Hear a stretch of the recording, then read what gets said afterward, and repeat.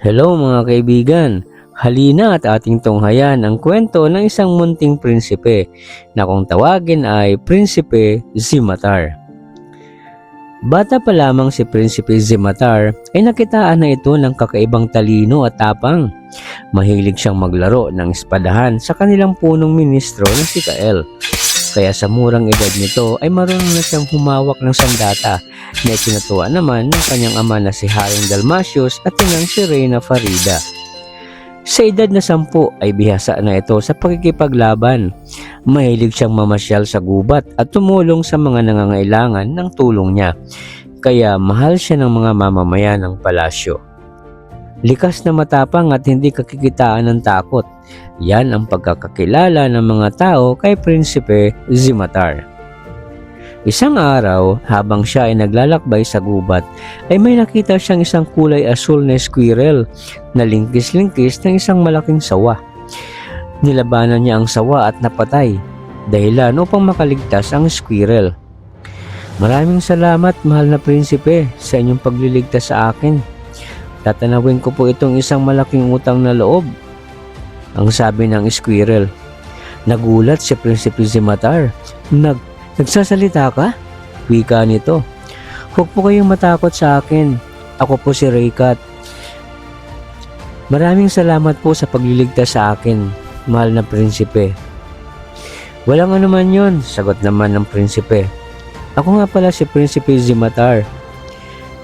Matagal ko na po kayong kilala dahil bukang bibig ng mga tao ang kabutihan ng inyong puso. Ganun ba? O sige, may iwan na kita ha.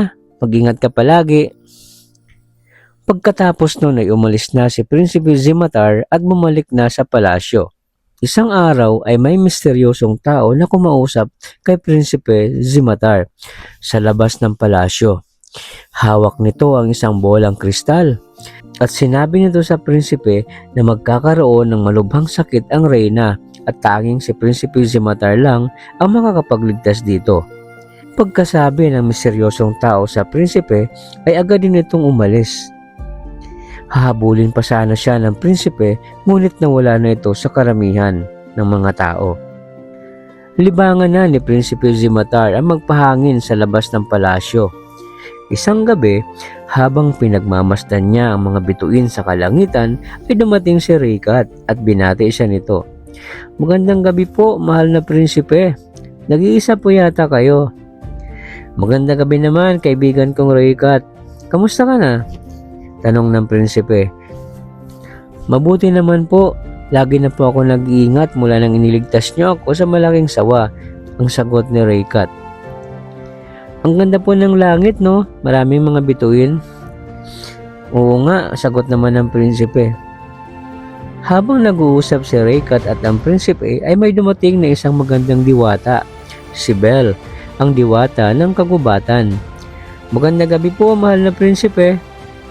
"Magandang gabi naman sa iyo, Belle." Masayang nag-usap ang tatlo at pagkatapos ay nagpaalam na ang prinsipe upang bumalik na sa palasyo. Masayang nakipagkwentuhan ang prinsipe sa kanyang ama't ina. Dahil siya ang bunso ay mahal na mahal ito ng hari at reyna.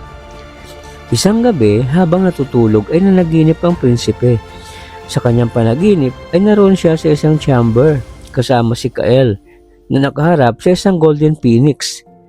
Nakita niya rin ang kanyang sarili na malaki na at may korona. Sinabi ng golden phoenix sa kanya na marami siyang pagsubok na haharapin at siya lang ang tanging makakapagligtas sa kanyang kaharian. Kinabukasan ay maagang nagpaalam ang prinsipe sa kanyang amang hari at inang reyna upang puntahan ang kanyang kaibigang ermitanyo at isangguni ang kanyang panaginip. Dahil ang ermitanyo ay matatagpuan sa ikapitong bundok, ay inatasan ni Prinsipe Zimatar ang kanyang alagang puting agila na ihatid siya sa ikapitong bundok.